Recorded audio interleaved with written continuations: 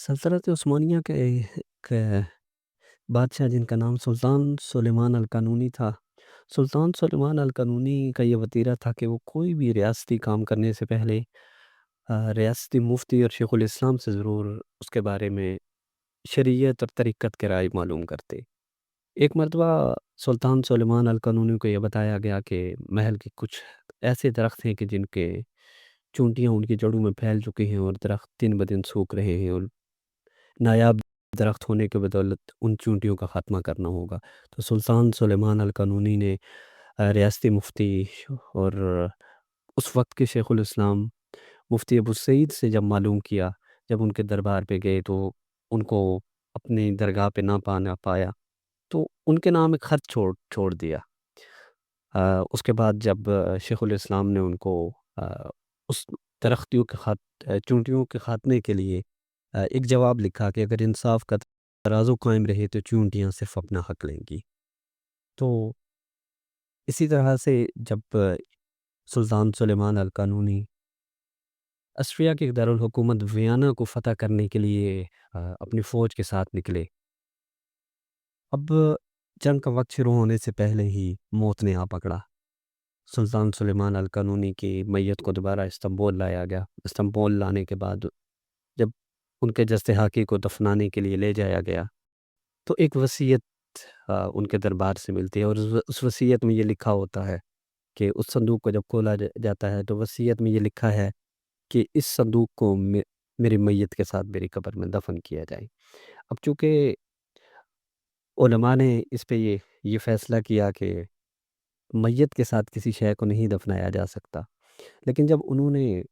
وہ تمام تر خطوط جو صندوق میں سلطان سلیمان القانونی نے رکھے تھے، جب ان کو پڑھا تو دیکھا کہ سلطان سلیمان القانونی نے اپنے پورے دور میں جتنے بھی فیصلے کیے ان سب کے تحریری جواب موجودہ وقت کے ریاستی مفتی اور شیخ الاسلام کی رائے سے حاصل کیے گئے تھے۔ اور اس میں ایک جملہ جو کہ انہوں نے لکھا کہ اس صندوق کو ان تمام تر وصیتوں کو بھی میرے ساتھ دفن کیا جائے کہ شاید میں کل اللہ کو جواب دے سکوں کہ میں نے اپنے پورے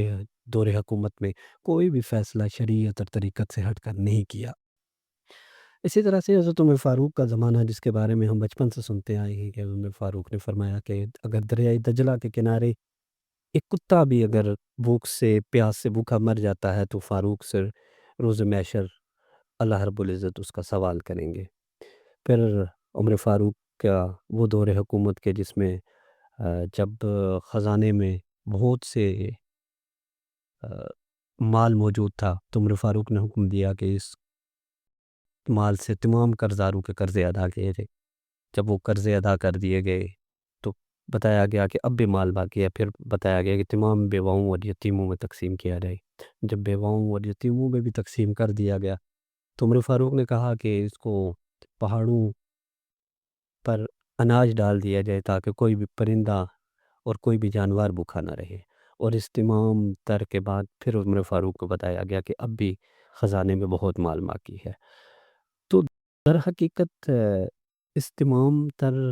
مدعے کو ڈسکس کرنے کا جو مقصد ہے وہ یہ ہے کہ جس طرح سے آج ہمارا 75 سال سے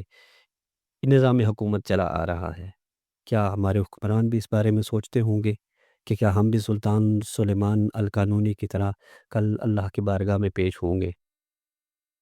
عمر فاروق، عثمان غنی، فاروق حیدر،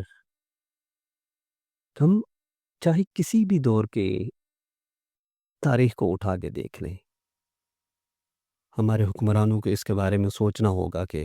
ہم اس 75 سال کی تاریخ کو کیسے صاف کر سکتے ہیں۔ گو کہ اللہ رب العزت کے ہاں بخشش کا معیار کچھ ہو رہا ہے، وہ غفور الرحیم ذات صرف ایک عورت کو پیاسے کتے کو پانی پلانے سے اس کو بخشش کر دیتی ہے، مگر جہاں اس کی ذات رحیم اور کریم بھی ہے وہاں اس نے روز محشر ہم سب سے حساب بھی لینا ہے۔ سو اللہ رب العزت سے ہم یہی دعا گو ہے کہ ہمیں نیک اور پارسا سلطان سلیمان القانونی جیسے حکمران ہمیں عطا فرمائے۔